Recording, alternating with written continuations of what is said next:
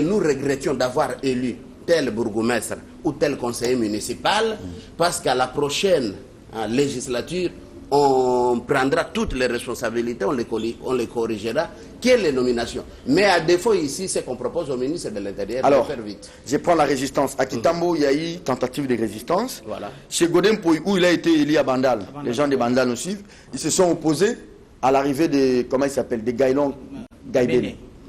Vous voyez? Mais Godin Pouy lui-même ne dit rien. Alors, j'aimerais quand même vous poser la question.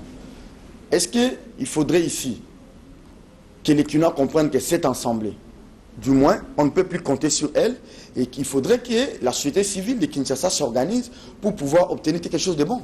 En tout cas, c'est là les risques, les dangers que nous, journalistes, quand on critique les faits comme ça, on donne le point de vue, les risques que nous courons. Parce qu'en interprétant les faits, on pense, c'est nous qui devenons maintenant les opposants de ces gens ou pour réveiller la population. Mathieu, faisons notre travail. N'ayons pas peur, n'ayons pas peur. Ça c'est vrai, la peur, on quelqu'un qui viole la loi, on ne peut pas dire parce qu'il est ceci, on ne peut pas dire ça. La population, je ne veux pas qu'au début que la population comprenne qu'on a mal élu. On a encore tout le temps, 4 ans et 4 mois. On a encore tout le temps de les suivre.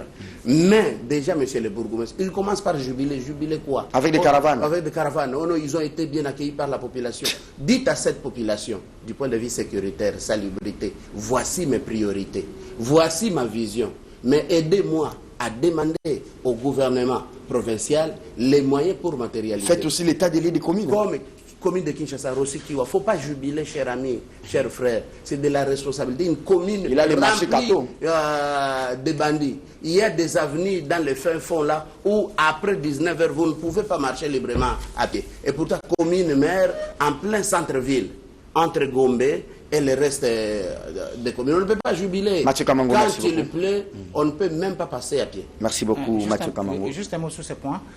Là où je suis parfaitement d'accord avec Mathieu, lorsqu'il dit qu'il ne pense pas que le président de la République ait cautionné l'anarchie d'Engobila. Ça, c'est une anarchie qui ne dit pas son nom.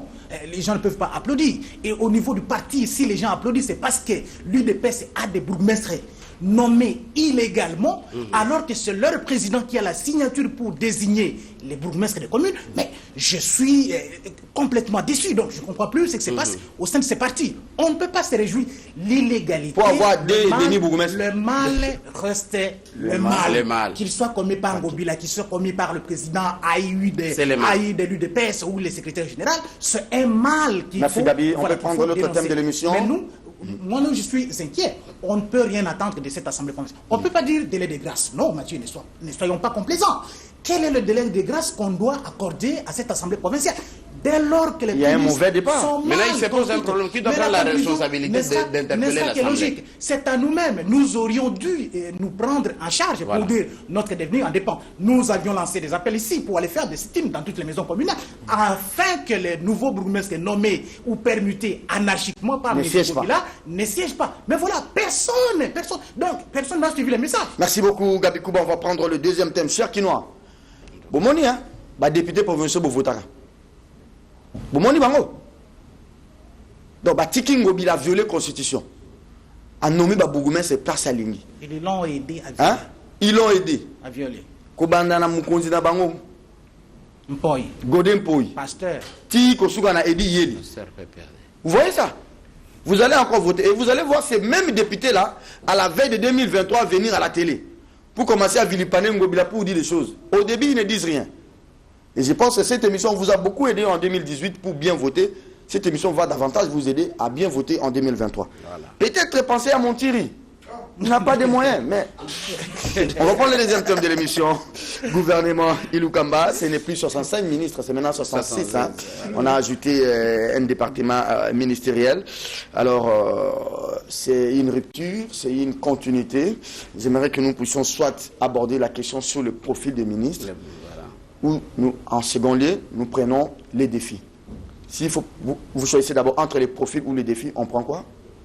Moi, je commencerai par les défis. Parce que c'est direct pour le bien de la population. Allez, prenons alors les défis. Les premiers défis, c'est la gratuité de l'enseignement. La gratuité de l'enseignement. Là, avec les patrons des écoles privées, Sévigné, qui devient patron, juste nommé son vice-ministre, le soir était sur TV5.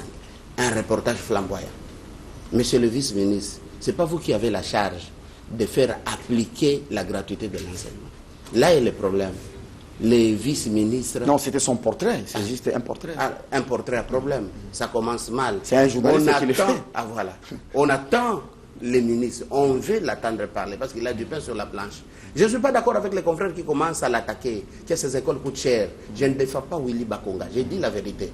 Même dans les pays où les écoles sont prises en charge par l'État, je prends le Cuba, chez Fidel Castro, le deuxième pays au monde où vraiment la gratuité de l'enseignement est effective, et les soins de santé primaire, tout le monde n'a pas accès aux mêmes écoles, que ce soit même en France, les universités, les écoles primaires. Il y a cette différence toujours, quoi que nous tous, nous allons prendre une formation. Quoi de plus normal? Si vous n'avez pas assez à des moyens, allons là où il y aura peut-être la gratuité à la Ténède de la Gombe. Là, c'est encore... Alors, il faut mobiliser si par an au moins 2 milliards, hein? 2 milliards et demi. Oui, oui. C'est au moins les 1 tiers, c'est les 1 tiers de notre budget. Hein? Et ça, ceux qui l'ont annoncé, il faut bien refaire. Parce que la gratuité prend en charge quoi? Ne serait-ce que la motivation, les salaires officiels des enseignants, du corps enseignant, debout et assis. Et il faut refaire, on a combien d'écoles officielles de l'État et le nombre exact de ces personnes. Alors l'objectif n'est pas de remplir les salles de classe, hein. Il faut un contenu dans cet enseignement. Et c'est là le risque. Quand il y a la gratuité, l'État a le devoir de faire appliquer la Constitution où chaque enfant doit être scolarisé. On doit poursuivre même les parents qui gardent leurs enfants. Non, attendez, la scolarisation c'est autre chose, Gabi, mais les contenus. Parce que l'agent de l'enseignement, l'agent principal, c'est l'enseignant. Sur lui-même n'est pas bien soigné, sur lui-même n'est pas bien outillé. Parce qu'ici, on peut dire, bon, gratuité de l'enseignement. C'est-à-dire, nous remplissons les salles de classe avec les enfants. Mais pour quel contenu?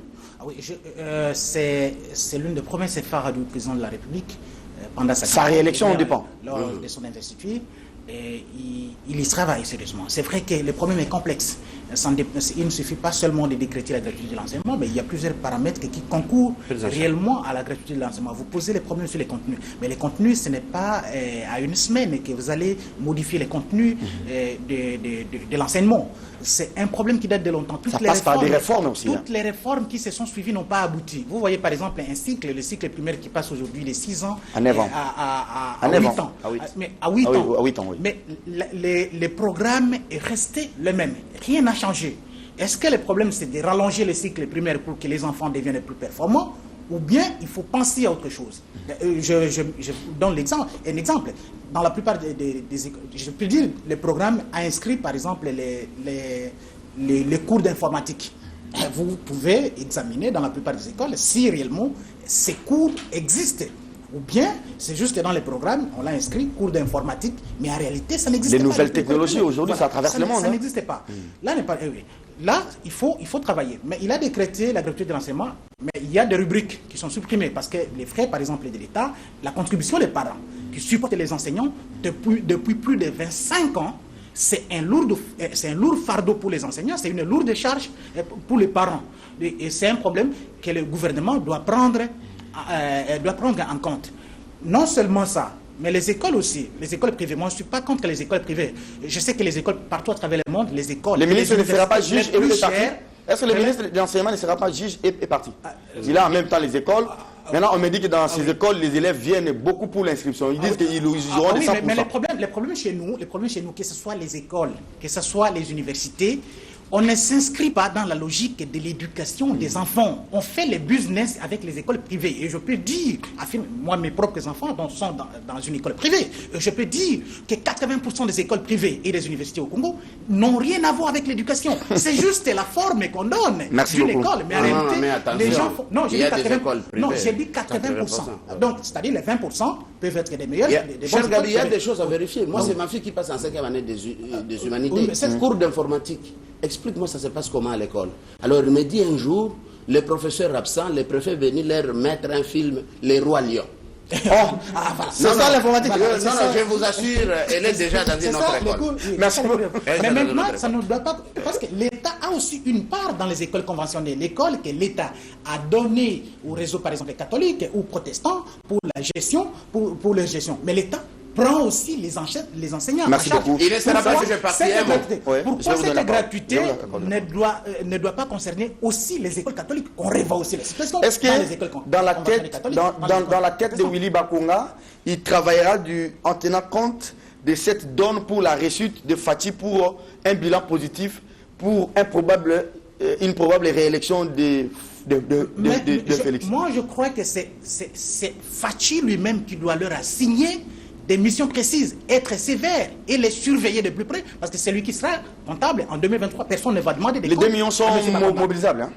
Les 2 milliards de dollars, pas pour cette année. Parce qu'il faut voir, on attend peut-être que le budget Ilunga Lukamba. Mais quand bien même que ces 2 milliards de dollars, 600 millions de dollars pour les secteurs de l'éducation, qui va représenter, je ne sais pas, le pourcentage, parce qu'on va voir la taille du budget de Ilunga Lukamba. Mais ça ne signifie pas l'argent en espèces. C'est juste des prévisions budgétaires. Mais si l'État n'arrive pas à mobiliser, parce que les budgets, généralement, on le présente 4-5 milliards de dollars, mais quand vous regardez en réalité, la mobilisation, voilà, la mobilisation des recettes, tout ça, à la fin. Mais on vous dit qu'il y a de l'argent. Il y a de l'argent, mais il pose un problème de mobilisation. Il y a de l'argent, il faut arrêter maintenant l'hémorragie du coulage des recettes. Merci Gabi Kouba. Il faut arrêter, il ne sera pas juge parti.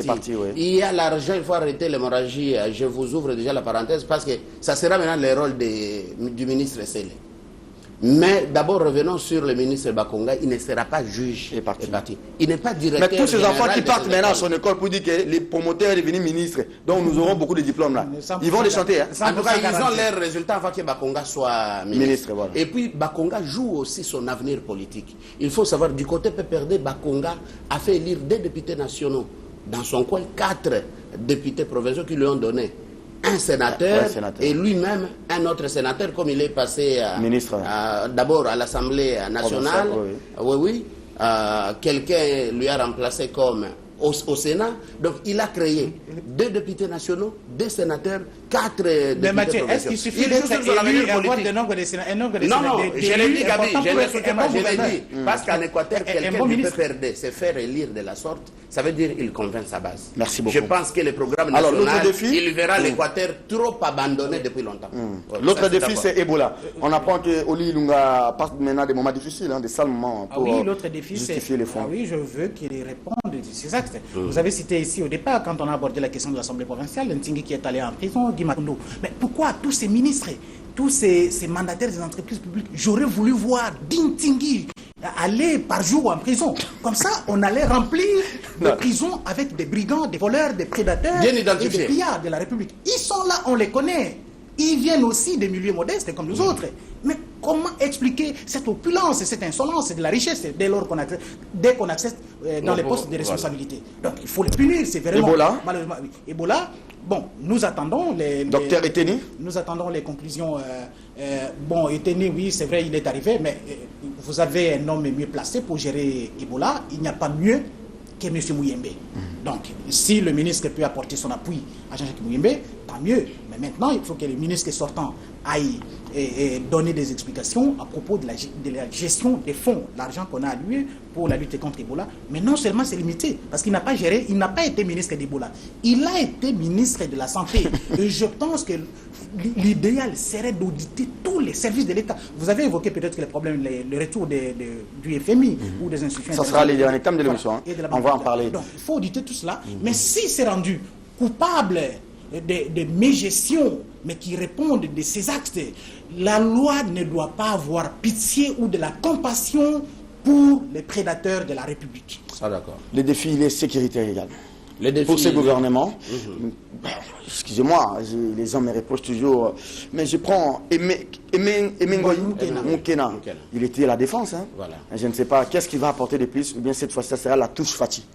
Défense, hydrocarbures, retour à la défense. C'est question de confiance. Ce ministère-là, comme ça revenait au FCC, il faut bien comprendre avec... Non, qu'est-ce que Emengo n'a pas pu faire quand il était avec Kabila pour la sécurité à l'Est, qu'il le fera maintenant qu'il est avec Fati? Je pense au FCC, le critère a été la confiance. Vous avez vu que même au ministère des Finances, à défaut de remettre des caciques, on trouve quelqu'un de caché, mais qui est de la même famille. Alors, ça, vraiment, alors, à la défense, oui. Pour ne pas vous couper, vous dites aux finances, c'est vraiment un bon profil, c'est-à-dire il peut apporter une touche. Voilà. C'est pourquoi je dis qu'à la défense aussi, je présume.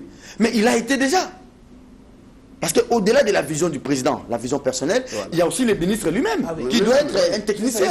Mais qu'est-ce qu'il a déjà fait quand il était ministre de la Défense? À la Défense, on ne doit pas mettre n'importe qui. C'est la Défense nationale avec la sécurité à l'est de la RDC. C'est un bon profil parce qu'il connaît, il a l'histoire, il a les profils. Qu'est-ce qu'il a déjà fait dans le passé, quand il était ministre de la Défense? Emengo Moukena. Voilà.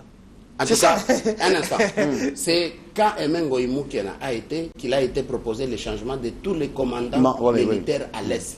Et la proposition était, tant qu'ils seront là les mêmes, les gens de l'Est, commandants militaires là-bas, la sécurité risque d'endurer le plus longtemps possible. C'était la proposition, ça attendait à la faisabilité. Ça vient d'être fait partiellement. Parce qu'il faut miter les militaires.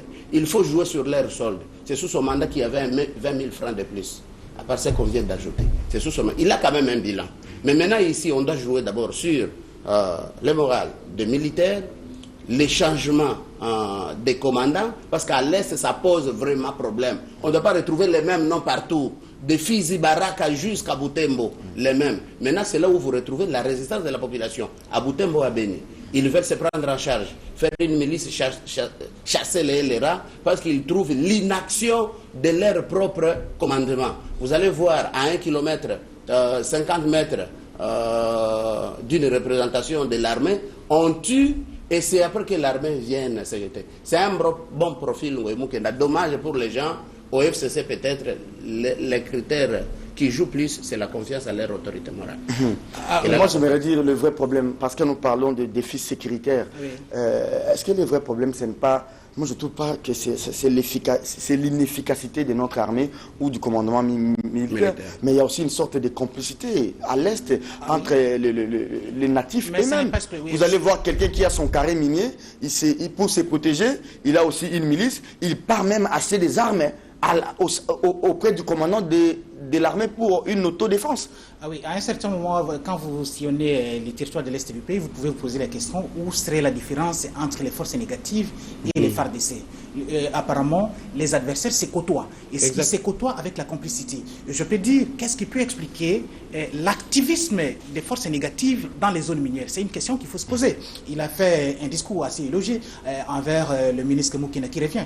Il n'a pas commencé par... D'abord, il faut dire de l'Église au ministère de la Défense parce que c'est un pasteur. Le ministère de la Défense au ministère des hydrocarbures à l'Assemblée nationale, de l'Assemblée nationale, comme Beck au ministère de la Défense. Est-ce qu'il a laissé des œuvres inachevées? Mais je peux dire que Tshisekedi aussi a joué un rôle important pour que Moukeni soit là. Peut-être que Kabila lui a proposé, parce que Kabila aussi, c'est lui qui a la majorité, c'est lui qui a désigné la plupart de ses ministres. Et il a ses hommes de confiance. Et peut-être qu'il a ses hommes de confiance. Moukena, il est du même coin que Kabila. Je ne dis pas cela parce que Kabila aussi n'a pas que Moukena, il a aussi d'autres. Il a choisi, peut-être qu'il est le fidèle de fidèle. Mais si, parce que Tshisekedi avait demandé qu'il ait 3 noms pour chaque poste. Mais si Kabila lui avait proposé des noms toxiques que vous connaissez, donc des gens, des caciques que vous pouvez deviner, bon, Tshisekedi, la moindre des choses pour lui aurait été de choisir le moindre mal. Mais lorsqu'il fait la comparaison, s'il faut faire la comparaison, mais il n'y a pas seulement que ces gens-là, parce que Kabila n'a pas travaillé qu'avec ces gens toxiques, ces diables-là. Il a aussi des gens, des hommes sérieux. Je peux citer celui qui a succédé à Moukeni au ministère de la Défense, Atama. C'est vrai. C'est que, comme Ted Turner de CNN disait, c'est que les médias n'ont pas vu et montré, n'a pas existé. Mais Atama, c'est quelqu'un qui ne fait pas trop de bruit. Mais c'est un grand travailleur. Mais je veux dire que c'est sous Atama que la plupart des maisons de l'État spoliées par les généraux, occupées par les généraux, ont été récupérées. C'est sous Atama qu'il y a eu augmentation de 35%, du solde des militaires. Merci beaucoup, Gabi. C'est sous Atama qu'il y a eu cette proposition, la proposition de permuter la plupart des officiers à prix corps. C'est sous Atama qu'on a vu que la plupart des structures militaires, par exemple la gestion... C'est pas bon, c'est pas bon. Non, mais Bongongo gère les affaires. Madame, monsieur, vous regardez. C'est la continuité. Mais attends, même S'il quand vous plaît, Gabi, je vous retire la parole parce qu'il nous reste 15 minutes. On va peut-être prendre les gros morceaux de cette équipe. On apprend que Brucci, dans les 7 mois des rallonges ici, il a déjà consommé près de 65% du budget. Hein. Il n'a laissé à Ilou Kamba qui est 35%. Dépassement TGV. Ah voilà, donc les 5 prochains mois, Ilou Kamba va se serrer la ceinture pour attendre peut-être, je crois, les prochains budgets de la République. On nous parle de près de 140 groupes armés. Donc ces groupes armés ne sont pas que des étrangers, ce sont aussi les Congolais qui eux-mêmes attaquent les forces armées de la République démocratique du Congo. C'est bien grave. Donc il faut... mais sur ces plateaux, vous avez vu que plusieurs fois, on est venu avec des rapports qui incriminaient les officiers de l'armée et de la police. Aujourd'hui, nous avons fini avec les défis, mais on n'a pas pris les défis sociaux. Il y a un défi. Malheureusement, on n'a pas assez de temps. C'est un problème nous très allons important. prendre maintenant la vision. Est-ce que nous devons aller avec ce gouvernement, en attendant l'investiture, vers les FMI? Est-ce qu'il faut procéder par des réformes? Parce que vous savez, les FMI, la Banque mondiale, vous avez quelqu'un comme Sélé. Je ne sais pas s'il faut reprendre aussi Sélé. Il sera à la hauteur. Il est passé par le BCCO, la primature, la DGI. Est-ce que nous irons vers les FMI avec Ilou Kamba, qui lui-même, fils Banque mondiale? Ah oui, je pense qu'au regard de la situation actuelle, il faut absolument recourir aux institutions internationales. C'est vrai que les gens ne sont pas... je sais que beaucoup de gens sont réticents à l'idée de recourir à l'appui des institutions internationales. Mais dans la situation actuelle, il faut absolument y aller.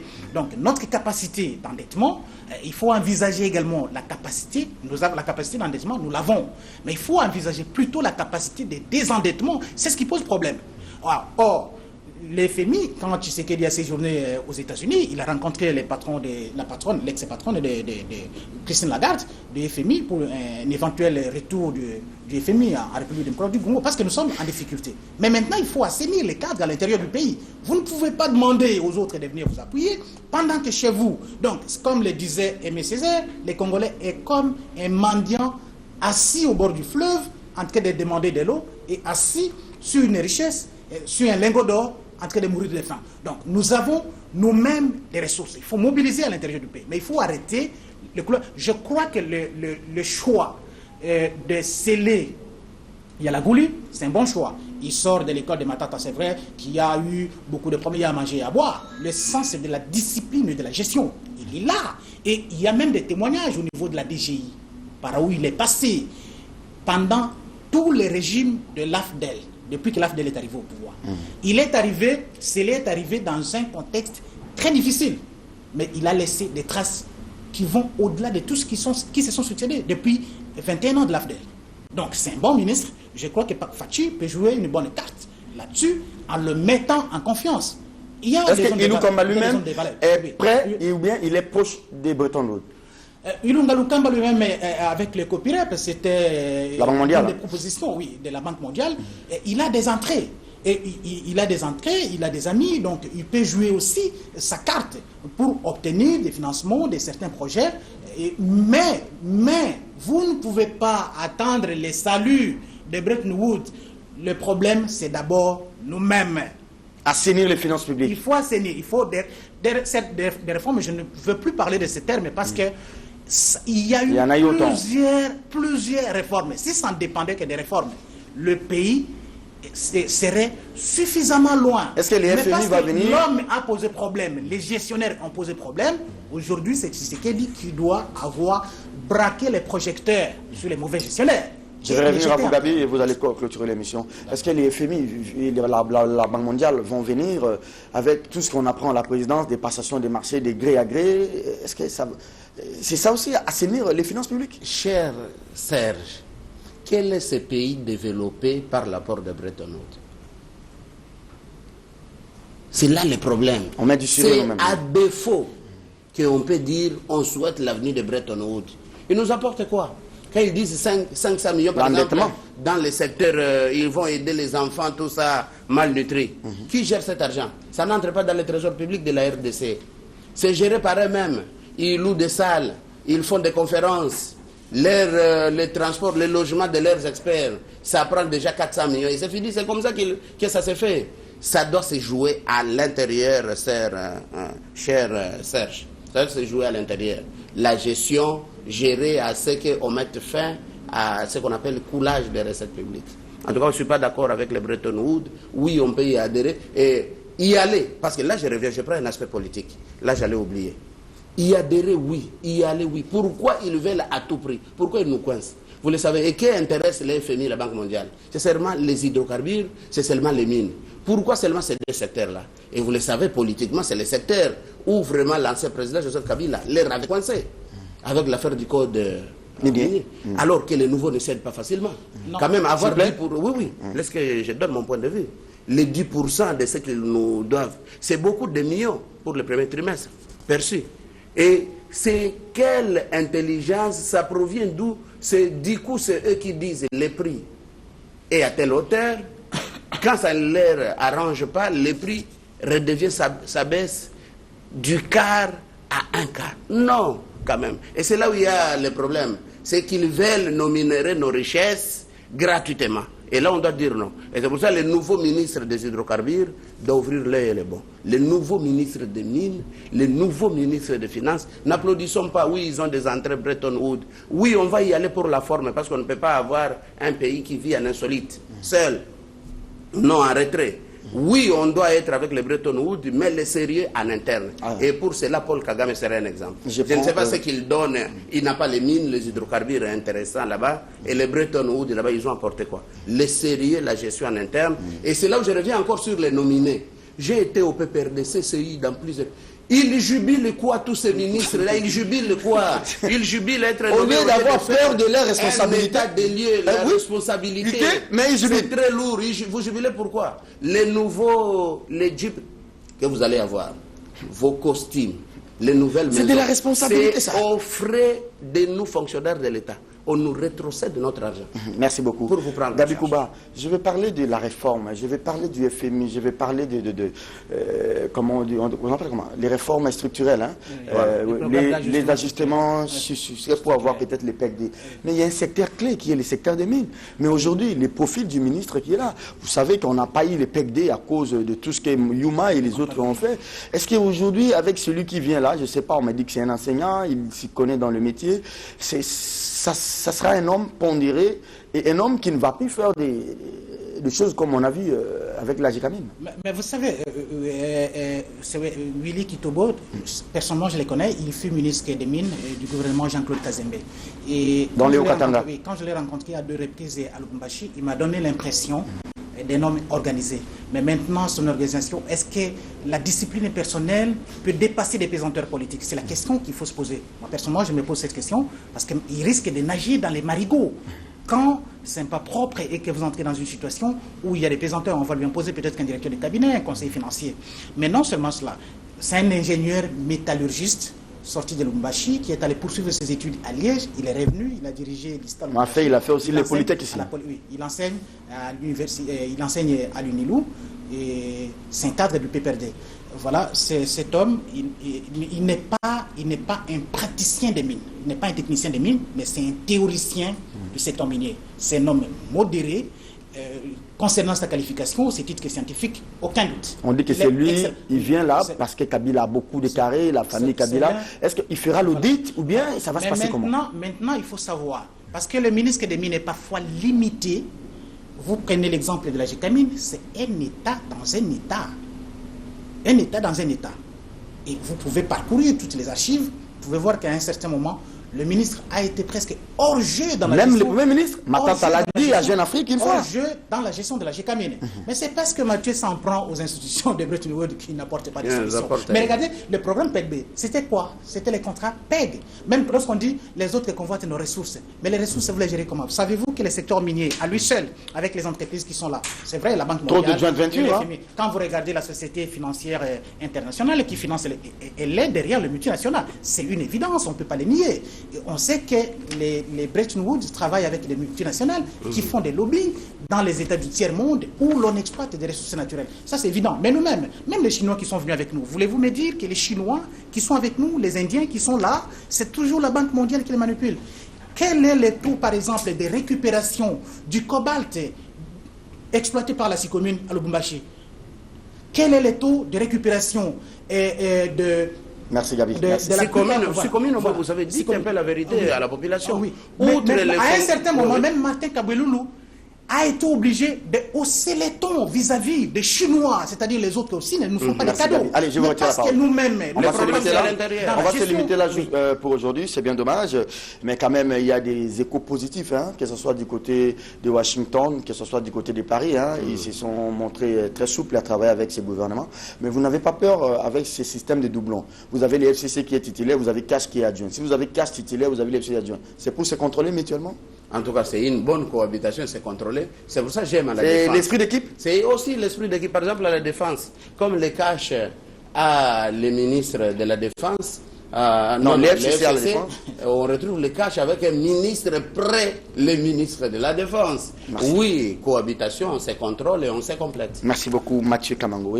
Ah oui, sur ce point, je veux dire que Tshisekedi a réussi un grand coup. En réalité, il a proposé un schéma à Kabila. Parce que les gens croient que Tshisekedi a tout cédé. Non, Kabila aussi a fait beaucoup de concessions. En réalité, ce qui se passe aujourd'hui, ça s'est passé en 1960. Lumumba avait la majorité. Kasavubu ne lui avait pas demandé des ministères de souveraineté, ainsi de suite. Or, si on était dans une cohabitation, Kabila allait former, allait proposer les membres. Bonjour kiosque, s'il vous plaît, Gabi et Mathieu, bonjour à vous, on vous salue. Bonjour. Les programmes du secondaire a changé à 80% depuis l'an passé. Ah, ça c'est une très bonne information. Parce que ça c'est les secondaires. Ça c'est les secondaires. Parce que le problème c'est pas la forme géométrique et le système métrique devient maths et grandeur. C'est ce qui a changé.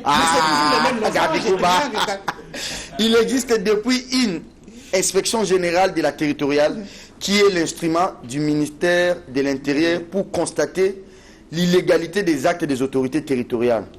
Donc, il y a une inspection générale de la territoriale. Oui, ça existe. Que le ministre de l'Intérieur instruise cette inspection qui doit faire son travail. Est-ce que cet inspecteur existe? Oui, l'inspection... Mais quand nous voyons que Ngobila a violé la Constitution, lui, l'inspecteur, là, il est où?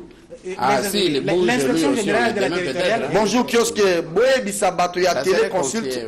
Boye Bisabato, il y a téléconsulte. CCTV, Bakoma, CCTV, pour Bisotozomo, on a Bakomi, Jaurès TV. S'il vous plaît, Bakoma, CCTV, na TNT. Ça, c'est téléconsulte. J'espère que vous êtes notre diffuseur. Donc, vous quand même avant que Batanda ou Bazwa. Téléconsulte, soyez professionnels, s'il vous plaît. CCTV est déjà sur TNT, canal 52. Pour plus de précisions, veuillez nous appeler. Mais du moins, je pense qu'il faut faire... veuillez nous appeler au 81, au 039, 76, 07.